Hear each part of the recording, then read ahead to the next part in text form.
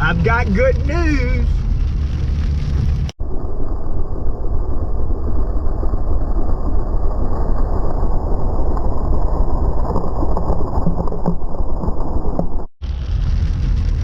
What's up, YouTube family? Gerald Greenlee here with Clean and Green Lawn Service in South Georgia.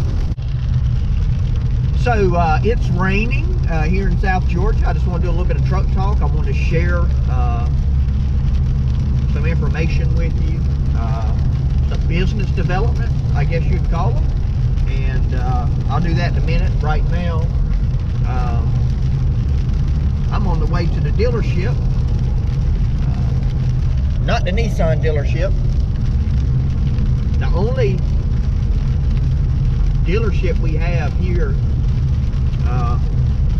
not even in, well, I don't live in the city, but you know, obviously have a town address. I have to drive about 15, 17 miles, something like that. There's a GM dealership, and that's just where I take my truck and get the oil changed. You know, I was going, and I'll tell this story and then we'll get to what I want to talk about. I was going to some of these Instalube places, and I don't really have any issue with going there, except for every time I went in there, they were trying to sell me stuff, you know.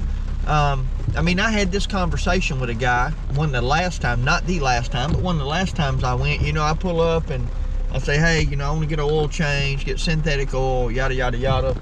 Same thing y'all been doing. And, you know, they run the little thing on it. And I know that they're trying to sell stuff. I know that this is probably pushed by the company and, you know, this, that, and the other. And they probably make some commission off this stuff. I'm not down on anybody that's trying to make a living, you know. But I went and, you know, they run this little report. I'm trying not to get run over here. They run this little report and it says, hey, you know, or based on your mileage, it's time for this and this and this and this. And, you know, they try to upsell you just like we do on a property. Hey, I got your grass cut. Want your hedges trimmed, you know. But the issue with the one here anyway is they were so aggressive. You know, when I said, no thank you, all I want's an oil change, this guy starts schooling me on how my engine works and and why, you know, basically that I'm unwise in the decision I'm making, and I finally looked and I said, listen buddy, can I just get an oil change? Do y'all do oil changes here? You know. And I wasn't trying to, I wasn't ugly about it, but I was just exasperated with it, I guess. That's my big word for today. Only one I know. Hope I used it right. But, you know, I was just like, you don't understand my situation. Okay? You don't know what my habits are. You don't know what my buying and selling habits are. How many, am I going to keep this vehicle? You know, I got a 100,000 mile warranty. Am I going to trade it off before the warranty runs out? I mean, you know, and I'm not saying you should neglect the vehicle. I'm taking mine to get the oil change. I believe in getting the oil change, you know. When you need the transmission service, get the transmission service, especially when you're pulling stuff. But, you know, don't pressure me. I don't do well under pressure with salespeople. You want the good news first or the bad news first? Well, it doesn't really matter what you want because you already got the bad news. So you don't have a choice. And I don't even have a choice now because I've already given it to you. Bad news is it's raining for 2 weeks. Good news is new property. New property. Commercial property. First ever commercial property. All right. So probably a month ago I told y'all that I went and bid on a property. I couldn't take the camera there. Financial institution. We have a credit union here that has 3 branches, and you know, people that live around here know who it is just from the pictures I posted, I'm sure. But I don't record out there. They got way more cameras than I do, so, and I don't, they probably wouldn't want me running around out there with a camera. My last lawn video, which will probably be the last video I posted, we were working there, but I didn't get any footage. So, you know, it's kind of exciting. I bid on commercial, only about, I think 3 or 4 like big. Now, when I say big, we're not talking about you know, condos. We're talking about 3 small properties, but it does make, and we're talking total service, lawn, landscape, you know, trimming, mulching, trimming trees, everything on the property. So this is kind of a total service deal, you know, that I'm doing. So that's exciting, you know, just to try something different. I mean, cutting grass is easier. I spent 8 hours on the property yesterday, on one of the properties, just getting the beds back in shape. They probably hadn't been touched in 6 months, maybe more. Had a lot of growth on them. Hauled away the clippings just from the hedges. I ain't even done the trees. Just the clipping from the hedges was 700 and something pounds. You know, so quite a bit of trimming, a lot of weeds in the bed, and I've still got some work to do with that. Then I got to mulch all of it, and then we'll just start the regular service, you know, keeping it edged and cut, trimmed, blown off, all that kind of good stuff. So anyway, you know, we're gonna see how it goes. I'm gonna have to figure out something for some of my residential stuff. You know, whether if all the customers renew for 2021, I'm giving them that option. Have raised the prices on some of those, so you know they may not continue, and that's fine. And I may look at having somebody else cut a few of those properties for me. Man, I like to spit my coffee out. Woo, hoo, hoo, hoo, hoo. Oh. Well,